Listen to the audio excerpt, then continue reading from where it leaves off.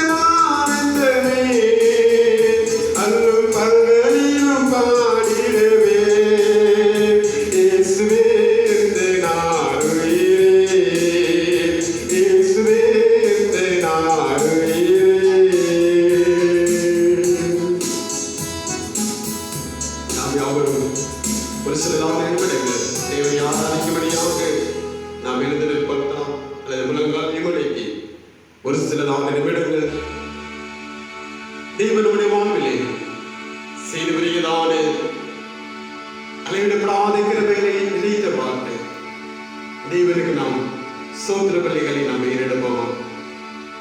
ஸ்தோத்திர பலி அடிக்கிறவன் என்னை மகிமைப்படுத்துகிறான் என்று சொல்லி திருமறையிலே நாம் வாசிக்கின்றோம். எவ்வளவோ எத்தனையோ நன்மைகளை தேவன் நம்முடைய வாழ்விலே நினைக்கின்றார். துயரங்கள் மத்தியிலே, கஷ்டங்கள் மத்தியிலே, வேதனைகள் மத்தியிலே, போராட்டங்கள் மத்தியிலே, நோய்கள் மத்தியிலே தேவன் நம்மை சுமந்து வருகிறபடியினால, அவர் நம்மை பாதுகாத்து வருகிறபடியினால, ஆண்டவரே உம்மை இன்றையோடு ஆராதிக்கிறோம் அப்பா என்று சொல்லு. அப்பா அவருடைய நாமத்தை நாங்கள் மகிமைப்படுத்துகிறோம் ஆண்டவரே சொல்லு. நம்ம யாவரும் தேவனை நோக்கி இந்த புனிதமான தேவனே, சர்வ வல்லமையுள்ள ராஜாவே, ஆண்டவரே நாமத்தை மகிமைப்படுத்துகிறோம் என்று சொல்லி சொல்லுவோம். சதா காலங்களில் உயிரோடு இருக்கிறதான ஆண்டவர் நம்முடைய தேவன், வாக்கு மாறாத தேவன். அவர் கொடுத்திருக்கிறதான அனைத்து வாக்கு தத்தங்களையும் அவர் நிறைவேற்றுகின்றவராக இருக்கின்றார். சர்வ வல்ல உண்மையிலான ஆண்டவரை துதித்து அவர் செய்ததான நன்மைகளை நாம் மகிமைப்படுத்தும் பொழுது தேவன் நமக்களாக அசைவாடி நம்மை பலப்படுத்தி நம்முடைய ஆராதனையை வழங்கி இருக்கின்றவராக இருக்கிறார். எல்லாரும் நாம் தேவனை நோக்கி ஆண்டவரே நிறைய வாழ்விலை செய்து வருகிறார்கள். எல்லா நன்மைகளுக்காக நிறைய உயிரோடு ஜீவனோடு வைத்திருக்கின்றபடியால் உடைய நாமத்தை நாங்கள் மகிமைப்படுத்துகிறோம் ஆண்டவர் என்று சொல்லி சொல்லுவோம். அல்லேலூயா. நன்றி ஆண்டவர், நன்றி ஆண்டவர். துதிக்கிறோம் ஆண்டவர், துதிக்கிறோம் துதிக்கிறோம் ஆண்டவர். உன்னதமான தேவனே உடைய நாமத்தை மகிமைப்படுத்துகிறோம். சர்வ வல்லமையுள்ள தேவனே உடைய நாமத்தை மகிமைப்படுத்துகிறோம் ஆண்டவர். உயர்த்துகிறோம் ஆண்டவர், உயர்த்துகிறோம் ஆண்டவர்.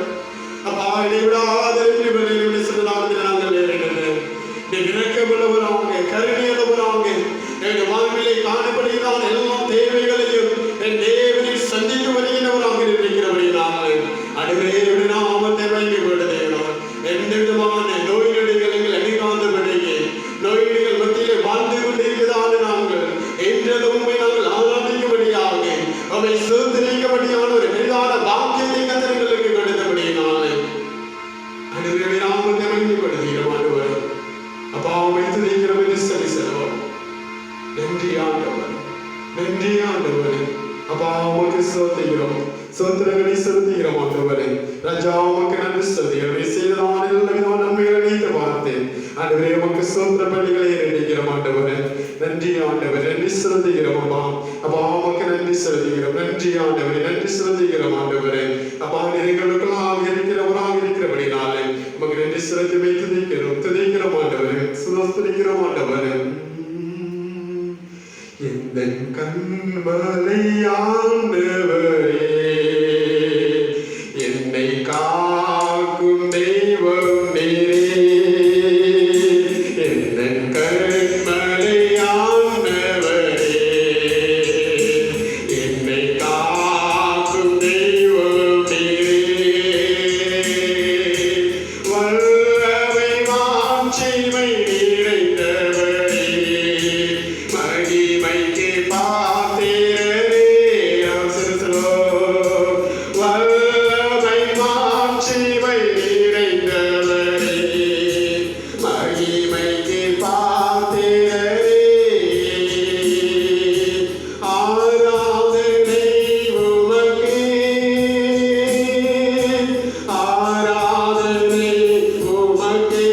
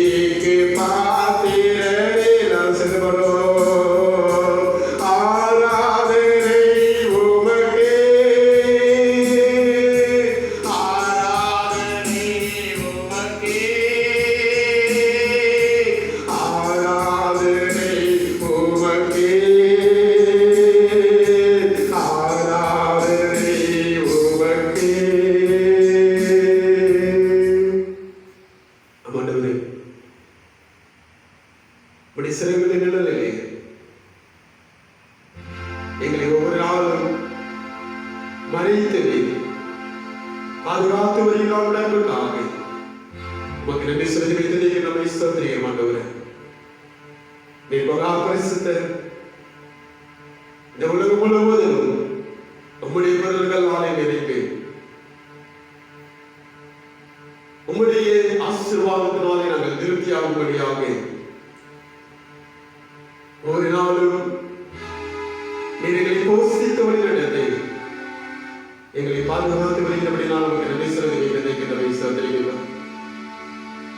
அந்த ஜீவனுக்காய் நன்றி சொல்லுகிறோம். நடுநிலையில் மத்தியிலும் எங்களை பாதுகாத்து நன்றி சொல்லுகிறோம் ஆண்டவரே.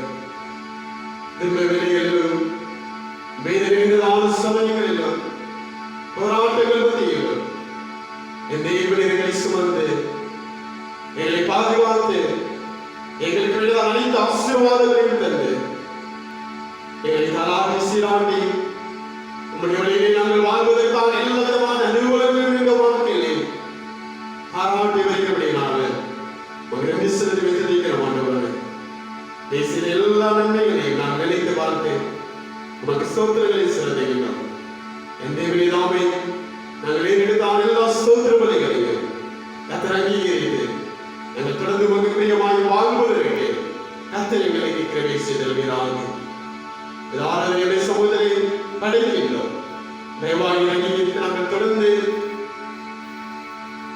இந்த வார்த்தைகளை கேட்கும் பொழுது எங்களோடு இடைப்பட்டு இந்த வார்த்தைகள் மூலமாய் எங்களோடு பேசுவீராகும்.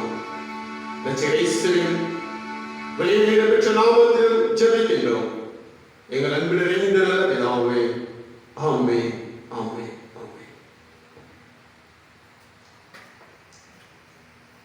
தேவனுடைய நாமத்திற்கு மீண்டும் ஒரு முறை ஸ்தோத்திர பலிகளை நாம் செலுத்திக் கொள்கிறேன். நோய் நொடிகள் மத்தியிலே வாழ்ந்து கொண்டிருக்கிறோம். இந்த உலகம் முழுவதும் கொரோனா என்கிறதான நோயினாலே தவித்து பல கஷ்டங்களை உயிர்கள் அங்குமிகமாக போய்கொண்டிருக்கிறது. அந்த உயிர்களை மனிதவர்களை அடக்கம் பண்ணுவதற்கு கூட கீவிலே நிற்க வேண்டியதான ஒரு சூழ்நிலையிலே பிரயாணித்துக் கொண்டிருக்கின்றோம். இப்படிப்பட்டதான துயரங்கள், போராட்டங்கள், கஷ்டங்கள் நம்முடைய வாழ்விலே வரும் பொழுது தேவனை விசுவாசிக்கிறதான நமக்குள்ளாக அநேக நேரங்களிலே ஒருவேளை மனிதமாக ஒரு கேள்வி எழுப்பலாம். Where is God? கடவுள் எங்கே இருக்கிறார்? அநேக ஜனங்கள் செத்து மடிந்து கொண்டிருக்கிறார்கள். இந்த வேளையிலே கடவுள் எங்களோடு இருக்கிறாரா, எங்கேயும் சென்று விட்டாரா என்கிறதான பல கேள்விகளோடு அநேக நேரங்களினுடைய வாழ்விலே காணப்படுகிறது. ஒருவேளை இந்த வேளையிலும் கூட கடவுள் என்ன செய்து கொண்டிருக்கிறார், எங்களோடு இருக்கிறாரா?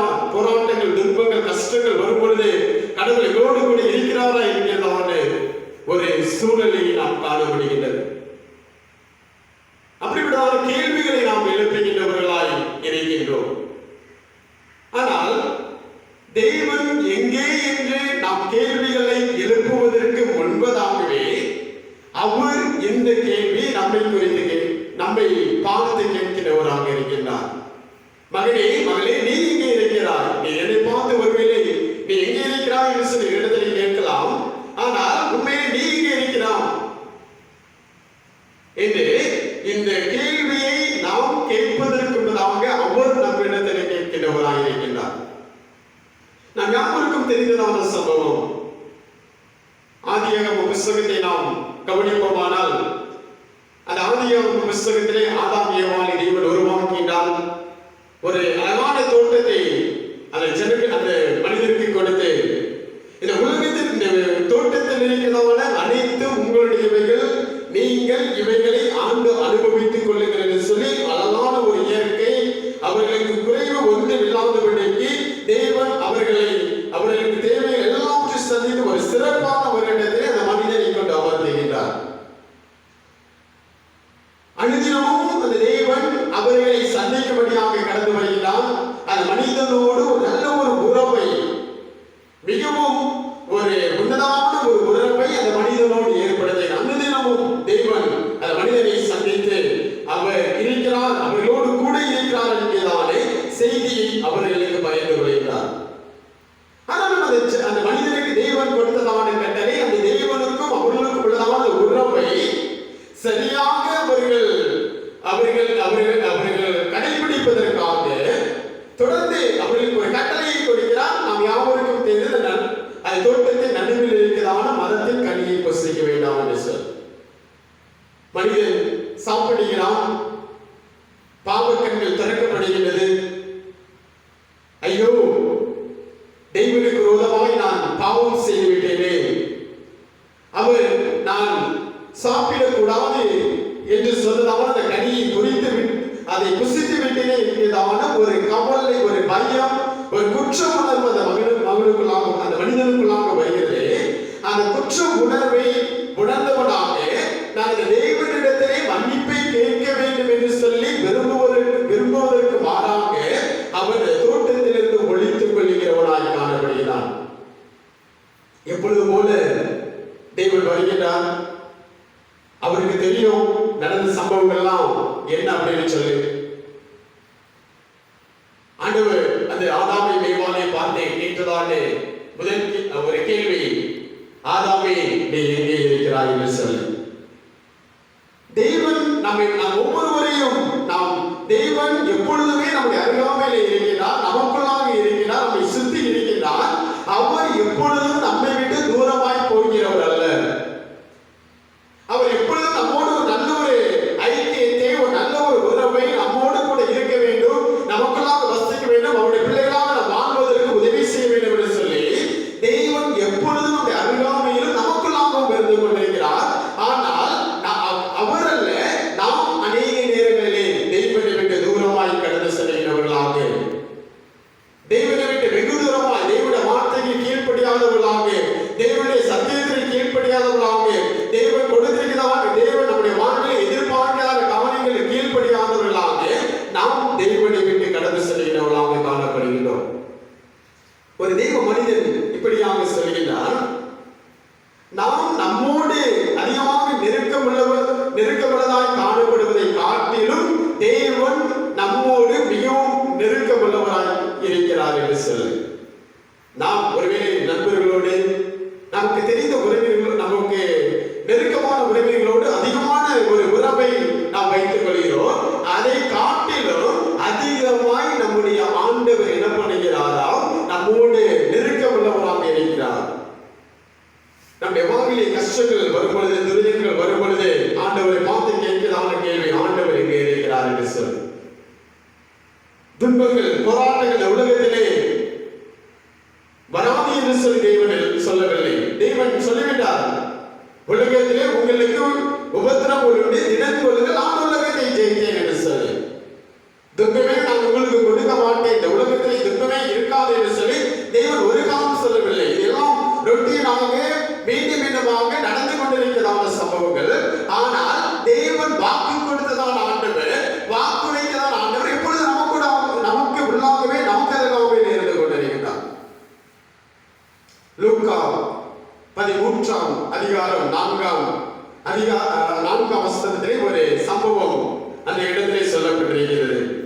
லூக்கா 13ஆம் அதிகாரம் 4வது வசனத்தை நாம் திருப்பிக் கொள்ளும் பொழுது அந்த வசனம் எப்படியாக சொல்லுகிறது. லூக்கா 13ஆம் அதிகாரம் ஒரு சில வசனங்களை நாம் வாசிக்கும் பொழுது இந்த 1வது வசனம் இப்படியாக ஆரம்பிக்கிறது. பிலாத்து சில கலிலேயருடைய இரத்தத்தை அவருடைய பலிகளோட கலந்திருந்தார். அந்த வேளையிலே அங்கே இருந்தவர்களில் சிலர் அந்த செய்தியை அவருக்கு அறிவித்தார்கள். இயேசு அவர்களுக்கு பிரதித்திரமாக, அந்த கலிலேயருக்கு அப்படிப்பட்டவைகள் சம்பவித்ததனால் மற்ற எல்லா கலிலேயரை பார்க்கிலும் அவர்கள் பாவிகளாய் இருக்கிறார்கள் என்று நினைக்கிறீர்களோ? முதலாவது சம்பவம். சொல்லிவிட்டு ஆண்டவர் சொல்கிறார், அப்படி அல்ல, உங்களுக்கு சொல்கிறேன், நீங்கள் மனம் திரும்பாமல் போனால் எல்லாரும் அப்படியே கெட்டு போவீர்கள் என்று சொல்லி. அந்த கலிலேயர்கள் நடந்ததான சம்பவத்தை சொல்கிறாரு. அந்த சம்பவத்தில் கலிலே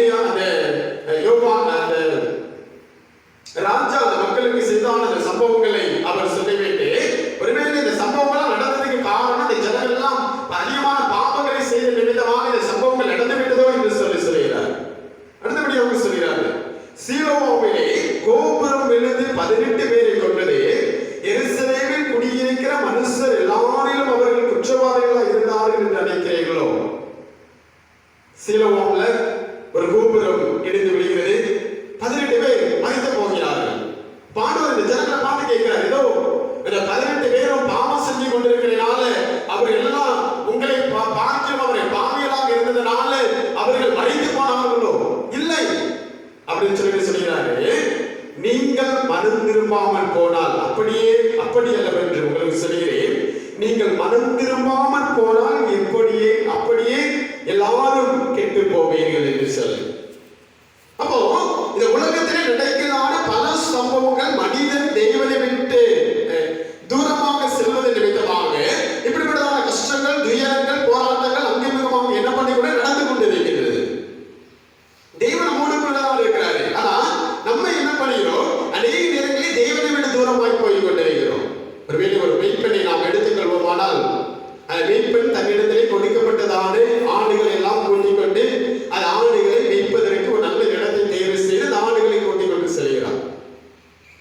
அந்த மெய்ப்பெண் அந்த இடத்திலே நின்று கொண்டிருக்கும் பொழுதே அந்த ஆடுகள் எல்லாம் அப்படியே என்ன பண்ணோம்? அந்த இடத்தெல்லாம் மேய்ந்து கொண்டே இருக்கும்.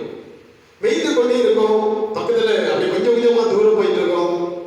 அந்த இடத்தெல்லாம் புள்ளி இருந்தாலும் இன்னும் கொஞ்சம் தூரமா எட்டி பார்ப்போம். ஓ, இங்கே காட்டிலும் அந்த இடம் நல்லா இருக்குது, அந்த இடத்துல ரொம்ப பசுமையா இருக்குது அப்படின்னு சொல்லி அந்த ஆடானது அந்த மெய்ப்பனை விட்டு கொஞ்சம் கொஞ்சமாக தூரம் செல்கிறதை போல நாமும் அநேக நேரங்களில் தேவனை விட்டு, தேவனுடைய கற்பனைகளை விட்டு, தேவன் நம்முடைய வாழ்விலே நமக்கு நியமித்திருக்கிறான அந்த பாதைகளை விட்டு நாம் கொஞ்சம் கொஞ்சமாக தேவனை விட்டு தூரம் போகின்றவர்களாய் காணப்படுகின்றோம். நாம் தான் ஆண்டவர் எப்பொழுதுமே நம்மை விட்டு தூரம் போகிறதல்ல, நாம் தான். இந்த கேள்வி நமக்குள்ளாக வருகிறதற்கு காரணமே நாம் தேவனை குறித்து தவறான, தேவனுடைய அடிப்படையான குணாதிசயங்களை குறித்து தவறாக புரிந்து கொள்கிறதான காரியங்கள். ஏன்னா தேவன் எப்பொழுதுமே அன்புள்ளவராக இருக்கின்றார். அவருடைய அன்புக்கு அளவே கிடையாது. 1 யோவான் 3ஆம் அதிகாரம் 14வது வசனத்திலே நாம் வாசிக்கிறோம். 1 யோவான் 3ஆம் அதிகாரம் 14வது வசனத்திலே நாம் திருப்பிக் கொள்வோம். 1 யோவான் 3ஆம் அதிகாரம் 14வது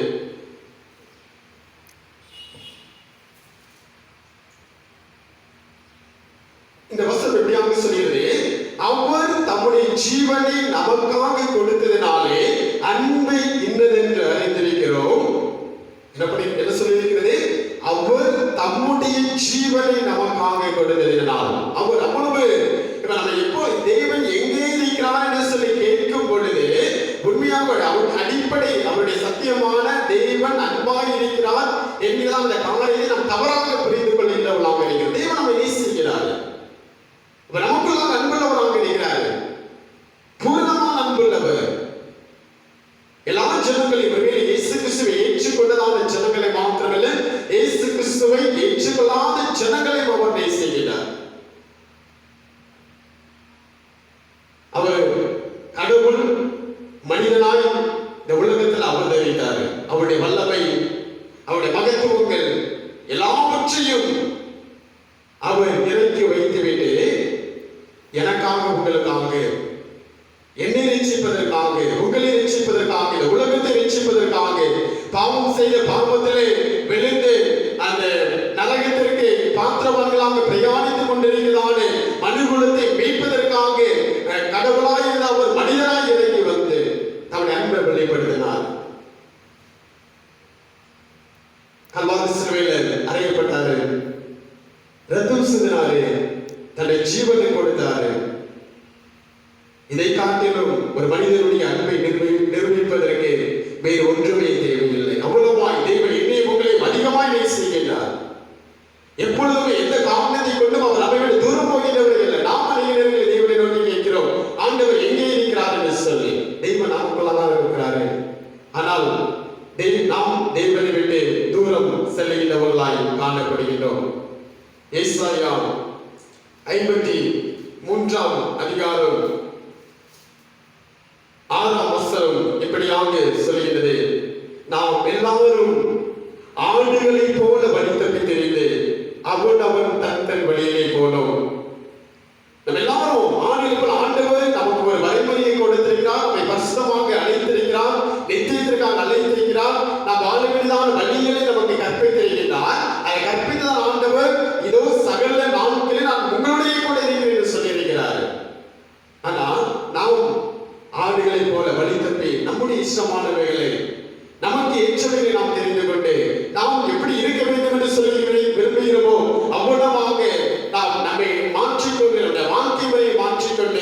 நம்முடைய சுபாவங்களை மாற்றிக்கொண்டு தெய்வனுக்கு பிரியமற்றவர்களாக, தெய்வன் சொல்லியிருக்கிறார்களே கற்பனைகளுக்கு கீழ்ப்படியாதவர்களாக நாம் வெகு தூரம் போய்கொண்டிருக்கிறோம். ஒருவேளை எத்தனையோ ஜனங்கள் இந்த கொரோனா நாட்கள் மறித்துக் கொண்டிருக்கிறார்கள். மறித்தவர்கள் எல்லாம் பாவிகள் அல்ல. ஒருவேளை இயேசு கிறிஸ்துவை நம்புகிற நாம் வாழ்கிறதான வாழ்க்கையை காட்டிலும் நல்ல வாழ்க்கையை வாழ்ந்ததான அநேக மனிதர்கள் இந்த கொரோனாவால மறித்திருக்கிறார்கள். ஆனாலும் தேவன் இந்த உலகத்துல பாவிகள் தான் இருக்கிறான்னு சொல்லல, நமக்கு எல்லாம் முற்றுக்கும் ஒரு அடையாளமாக மனிதனுடைய வாழ்க்கை இவ்வளவுதான். மகனே தூரம் போகாத, இதுதான் வாழ்க்கை. ஒரு மனிதனுடைய வாழ்க்கை இவ்வளவு பெரிய கஷ்டம் வந்துனா, ஒரு வறுமையில இயற்கை இப்படி நடக்குமானால் மனிதனுடைய வாழ்க்கை இவ்வளவுதான் நிறைவேற்றது என்பதை நாம் அறிந்து கொள்வதற்காக அநேக நேரங்களிலே தேவன் இப்படிப்பட்டதான காரியங்களை இந்த உலகத்தில் நடைபெறுகிறவராக இருக்கிறார். தேவன் நம்மை பார்த்து இந்த வேளையிலும் கேட்கிறதான ஒரு கேள்வி, மகனே மகளே, நீ எங்கே இருக்கிறாய்? என்னை விட்டு எவ்வளவு தூரம் போயிருக்கிறான்? என் கற்பனைகளை விட்டு எவ்வளவு தூரமாய் போயிருக்கிறான்? உலகத்தில் நடக்கிறதான சம்பவங்கள் எல்லாம் பார்த்து கொண்டிருக்கிறான். மனிதர்கள் ஒவ்வொரு நாளும் எத்தனை ஜனங்கள் மறித்துக் கொண்டிருக்கிறார்களே. ஒருவேளை நீயும் மனம் திரும்பாமல் இருக்கிறீர்களானால் இதுவே உங்களுக்கு நடக்கும் என்று சொல்லி ஒவ்வொரு நாளும் நம்மை கேட்கிறவராக இருக்கிறார். நாம் தேவனை என்று சொல்லி கேட்கும் பொழுது ஆண்டவர் நம்முடைய காதுகளுக்கு அருகாமையில் வருது, மகளே நான் எங்கேயும் போகல, நான் உன்னோடு தான் கூட இருக்கிறேன், நீதான் என்னை விட்டு தூரமா போயிட்டு இருக்கிறார், நீதான் வழிதப்பி போன ஆடுகளை போல நீ என்னை விட்டு என்னுடைய கற்பனைகளை விட்டு என்னுடைய வார்த்தையை விட்டு உன்னுடைய வாழ்க்கையை மாற்றிக்கொண்டு உனக்கு பிரியமானி வாழ்ந்து கொண்டிருக்கிறார். என் பக்கத்துல வா என்று சொல்லி தேவன் ஒவ்வொரு நாளும் தேவன் நம்மை அழைக்கின்றவராக இருக்கிறார். வேதவசனங்கள் சொல்கிறது, உதாரணம் உள்ளவர்களை எல்லாரும் எழுதுவார்கள், நான் உங்களை பார்த்து தருவேன் என்று சொல்லி அவர் நம்மை குறித்து கேட்கிறது மாத்திரமல்ல, அவர் நம்ம தாழ்வு உள்ளவர்களாக நாம் தேவனை தூரம் போகும் பொழுதெல்லாம் அவர் நம்ம விட்டு ஐயோ இந்த மகனுடைய வாழ்க்கை தெய்வன் அனித்தியத்திற்கு நேராக போய்கொண்டிருக்கிறது என்று சொல்லி நம்மை நோக்கி அவர் கேட்கிறவராக இருக்கின்றார். இந்த வேளையிலும் நம்மை நாமே ஆராய்ந்து பார்த்து கடவுள் நமக்கு அருகாமையில் இருக்கிறாரு, நமக்குள்ள இருக்கிறாரு.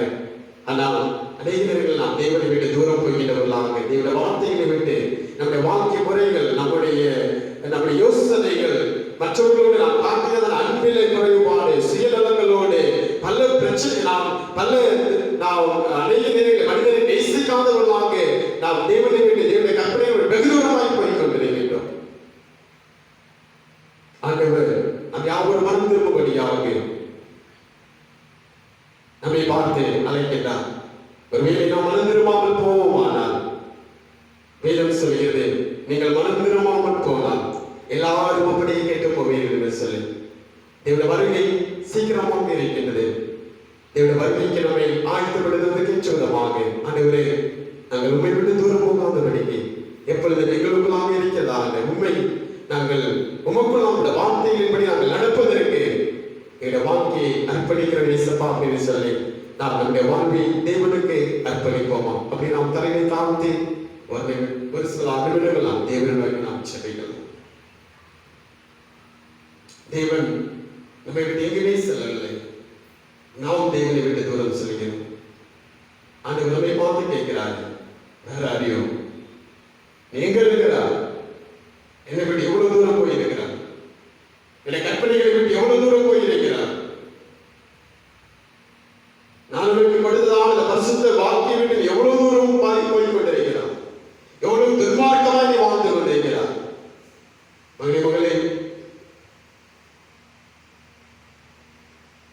இப்பொழுதும் உன்னுடைய அருகாமையில் இருந்து கொண்டிருக்கிறேன்.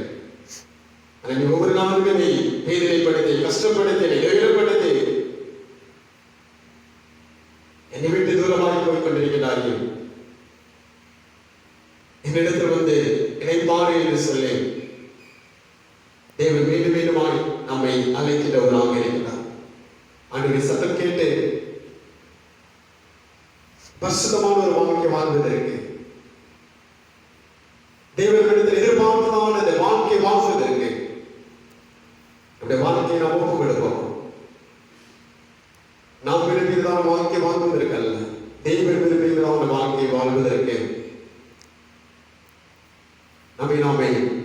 பரிசுத்ததாமத்தை நாம் ஒப்புக் கொடுப்போம். அன்புள்ள இயேசுப்பா, அருமையானது நேரத்துக்காக நன்றி.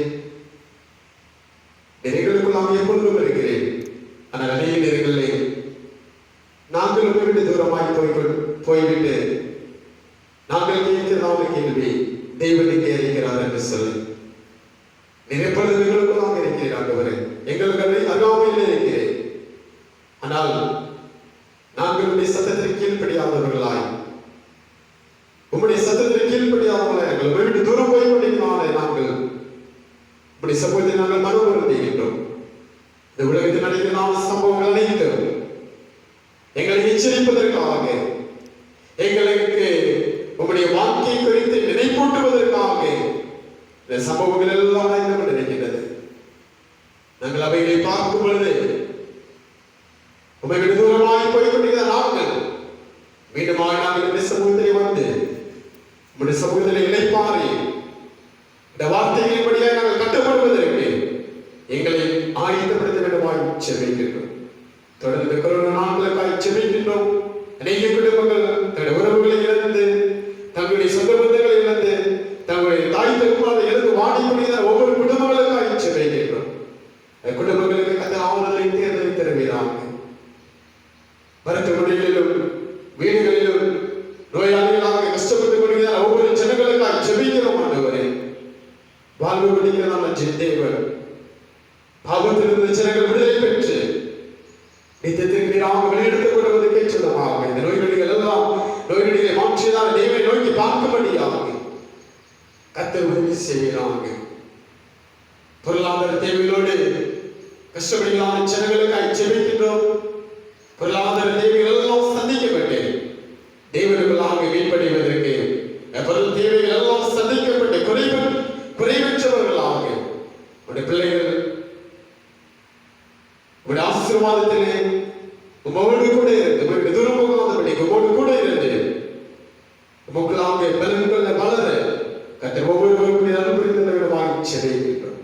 இம்மட்டுமாய் எங்களை பாதுகாத்து வருகிறான் ஆண்டவர். தொடர்ந்து எங்களை பாதுகாத்து நம்முடைய வசனத்தின்படி கற்றுக்கொள்வதற்கு இவைகள் எல்லாம் எங்களுக்கு ஒரு எச்சரிக்கையாய் கொடுக்கப்பட்டிருக்கிறது. நாங்கள் உணர்ந்து மனம் திரும்பி உம்மோடு வாழ்வதற்கு, உம்மோடு நல்ல ஒரு ஐக்கியமானவர்களாய் வாழ்வதற்கு எங்களை ஆயத்தப்படுத்த விடமாய் செபிக்கின்றோம். ரட்சகர் இயேசுவின் திருப்பெயரால் ஜெபிக்கின்றோம்.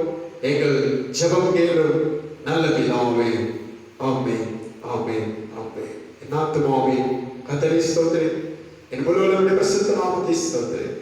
என் ஆத்துமாவே கர்த்தரை ஸ்தோத்திரி, அவர் செய்த சகல உபகாரங்களையும் மறவாதே. ஆமென். ஆசீர்வாதம் உடைய கர்த்தராகிய இயேசு கிறிஸ்துவின் கிருபை, தந்தையாகிய தேவனுடைய அன்பு, பரிசுத்த ஆவியானவருடைய ஐக்கியம் நம் அனைவரோடும் என்றும் இறைவன் சதா காலங்களிலும் நிறைவாய் தங்கியிருப்பதாக. ஆமென்.